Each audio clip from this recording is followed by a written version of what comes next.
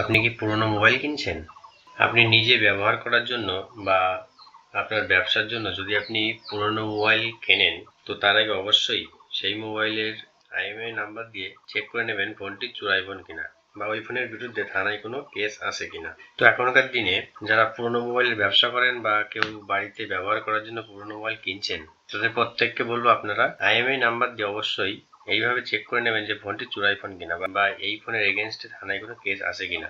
তো চলুন সেটাই দেখে নিই আপনারা কিভাবে IMEI নাম্বার দিয়ে চেক করে নেবেন ফোনটা জেনুইন ফোন কিনা। প্রথমে গুগলে আসবেন, গুগলে এসে লিখবেন CEIR ডট সঞ্চার সাথী SANCHARSARSAATHI সঞ্চার সাথী .gov.in। তো এই অ্যাড্রেসটি লিখবেন, লিখে এন্টার দেবেন। দেওয়ার পর দেখতে পাচ্ছেন ডিপার্টমেন্ট অফ টেলিকমিউনিকেশন, এটি হলো অফিসিয়াল পেজটি খুলে গেল।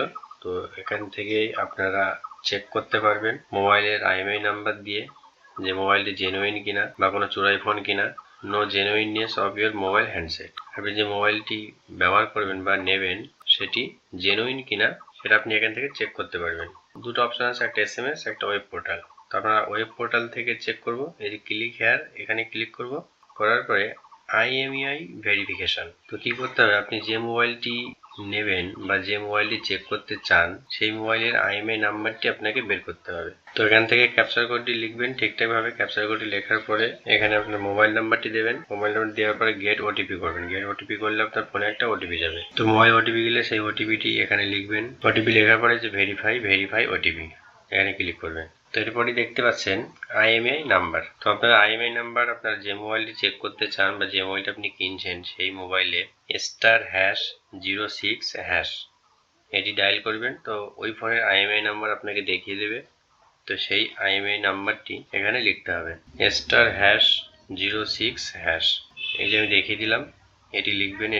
এটি মোবাইলে ডায়াল করবেন। ডায়াল করলে IMEI নাম্বারটি আপনাকে দেখিয়ে দেবে। এরপর সাবমিট বাটনে ক্লিক করবেন। তো এই দেখতে পাচ্ছেন আমি IMEI নাম্বার লিখে সাবমিট বাটনে ক্লিক করলাম। Following details found based on provide IMEI number. এই তো brand name nothing, model number, আপনার ম্যানুফ্যাকচার, মার্কেটিং নেম, কিছু ডিটেলস এখানে দেখাবে। তো IMEI নাম্বার লিখে সাবমিট করবেন। সাবমিট করার পরে আপনাকে এই ডিটেলস দেখাবে। তো এই ডিটেলস সবকিছু দেখাচ্ছে, তার মানে হলো ওই মোবাইলটি হলো জেনুইন মোবাইল।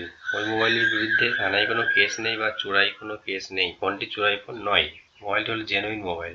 আর যদি মোবাইলটি চোরাই মোবাইল হতো তাহলে কি দেখাতো, তাহলে আপনার এই ডিটেলসের জায়গায় ফোনের নামটাম কিছুই দেখাতো না, দেখাতো IMEI number is black listed. তো এরকম ব্ল্যাক লিস্টেড লেখা থাকতো। তো ব্ল্যাক লিস্টেড লেখা থাকলে আপনারা মনে করবেন যে ওটি চোরাই ফোন, ওই ফোনটি কোনোভাবেই কেনা যাবে না। কিনলে আপনি পরবর্তীকালে বিপদে পড়বেন। তো ওই ফোনটি কোনোভাবেই কেনা যাবে না। তো এই ছিল ভিডিও। তো ভিডিওটি ভালো লাগলে অবশ্যই লাইক এবং শেয়ার করবেন, এবং এই ধরনের আপডেট পেতে আমার চ্যানেলটিকে সাবস্ক্রাইব করে রাখবেন।